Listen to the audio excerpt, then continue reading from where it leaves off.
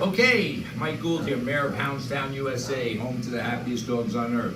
I have Smuggler here who's participating in our 12-day boot camp, and we want to manage his energy, right? His brain. He's a little skittish, so there's been incidents where people reached at him or he saw something, he made an interpretation, and he nipped at them. So we have to respect his space, and we have to respect his energy. So the first thing we want to do is teach him certain things, take control and be in charge. So we do that by putting a leash on, a leash and collar, and it stays on. If he jumps, I push him off. That's a boundary I don't want him to cross. So we always got to make sure we're teaching balancing dog. So I take this temporary one off, and now I have control over the dog. And this leash and collar should stay on all the time when the dog is under your supervision. So if you look at my lobby, like your house, there's a lot happening here. But if strangers, so if I knock on the door, okay, boy, good boy. If I get low, he'll probably come to me. Good boy, good boy. So just by virtue of getting low, he came to me. So we don't talk a lot to dogs. We love dogs. I always protect my face, so I tell the little ones, never put your face near a dog's face. So I love him. I can teach him not to run and pull. Let's see. I'm giving him a treat. The fact that he's taking a treat means he's confident. He's okay with me. But if I throw the treat, I don't want him to chase it. Then I can throw another treat. He can't chase it. So this is how we start taking control over the dog's mind. Now, if somebody comes to the door, whoop, he's a little nervous and I'm a little old. We knock on the door. I don't have to worry about him biting somebody. Get back. Good boy. If I keep him away from the door. Does that make sense? And then people just come and go.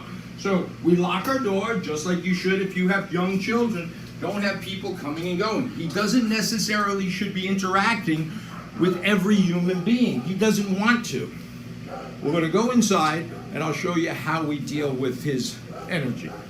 Okay, when the leash and collar are attached, it has to be relaxed. You can't put tension on the leash. So the first thing we teach the dog is not to pull on the leash, to follow us. We need to be the leader. We don't have to be the abusive, yelling. We don't talk to dogs. When I move with I'm going to take him outside. When I move with my left foot, he's going to walk with me. Watch my energy. Watch the leash. When I stop, he's going to stop. That's it. I pivot out my right foot, I'm going to open the door. So these are the things the pet owner has to learn. So I know how to drive this dog. You need to know how to drive it. Left foot, he comes with me. Let's go outside and we'll video.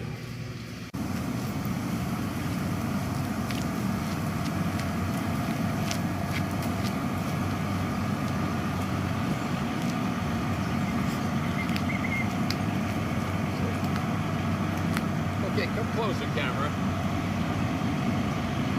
So everything is connected to his brain, right? So he is what we call a free-roaming dog, and human interpretation of his behavior might not be accurate. Sit. He hears a bird, he sees kids over there, so he told me that. He turned around and is looking at it. That's fine, but I controlled him. I didn't let him run across the street. So when I take charge of him, his confidence, just like you do with young children, you're the leader of the children. If you're walking through Manhattan, they follow you. I'm going to walk this way, he's going to come with me. I don't have to talk. What? And I'm loose. If I go fast, he goes fast. If I go slow, he goes slow. Watch my body. I turn, he turns. I stop, he sits. I pivot out my right, he stays. I come and I love him. Good boy.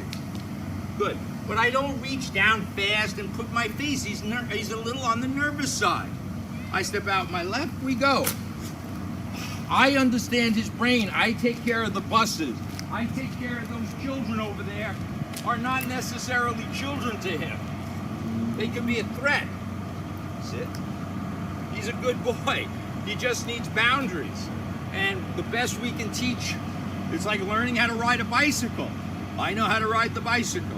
If you take the time to learn, you'll ride the bicycle. But we have to address his brain, his basic needs. We're going to go inside, watch how he moves with my left foot, and watch my body. I'm not this. I'm not holding him back. Left foot. Good boy. And he likes it. If he had a tail, it would be wagging, I'm sure. And this is how we walk. Again, you want to walk faster? Good doggy. Good boy. Stay. Sit. Good. Stay. I don't recommend you do this, dropping the leash outside, because he could run away. Okay, good. Then he comes to me. Let's go inside and do the crate. Okay, go ahead. Okay, so now we're inside. We were outside, did a little demonstration. It's all about energy. The dog is always on a leash and collar when he's under your supervision. The most important aspect of this whole program is going to be a crate. Dogs are denning animals. So the only way humans got bit by this dog is if they infringe on his personal space. If they put a finger down there, he shouldn't have been under a table to begin with. People shouldn't be reaching over your fence. So he doesn't get up, he's not psychotic and run. He had many opportunities to bite me. He's never even showed any signs of aggression while he's here. But we do understand that we don't impose ourselves on him. My face is here. Children, you have to be particularly careful of because they're down low. You have to teach them, strangers, not to come running up to pet the dog. When there's ever a doubt, there's a simple solution to this, and it ends all our worries. We teach the dog to go place. It's like this. I stand up, I'm relaxed. I'm going to say, Smuggler, go place, place, go place. He goes in his crate. There's water, food. The only time, please listen, the only time the dog gets a morsel of food is when he goes into his crate voluntarily.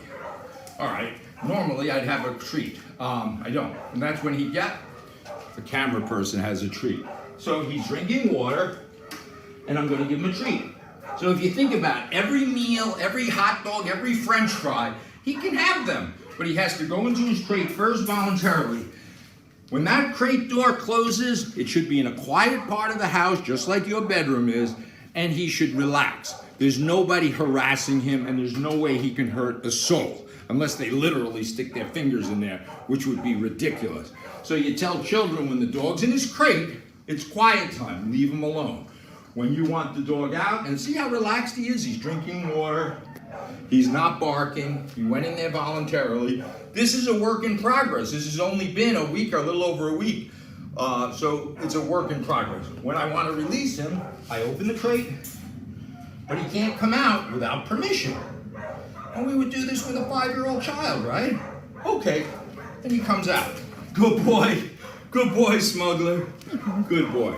So the bottom line, Smuggler's great. We just have this management system. He might not be the dog of your dreams that's going to run on the beach and, I don't know, go to PetSmart with you.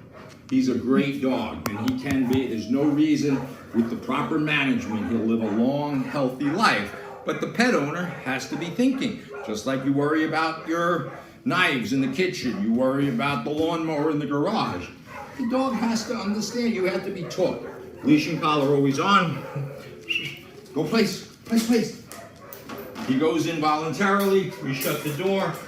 Only time we would mark that with a piece of food. And you do this randomly and intermittently. You just don't do it at bedtime or when you're leaving. We do this 100 times a day. Watch. Okay, good boy. Love. Then watch. Yeah. Go place. Go place. Good. Place. Good. He didn't understand it because he just came out. We do this. And when you worried about the doorbell ringing, he goes to place. Your problems are over. Thank you for your time, cooperation.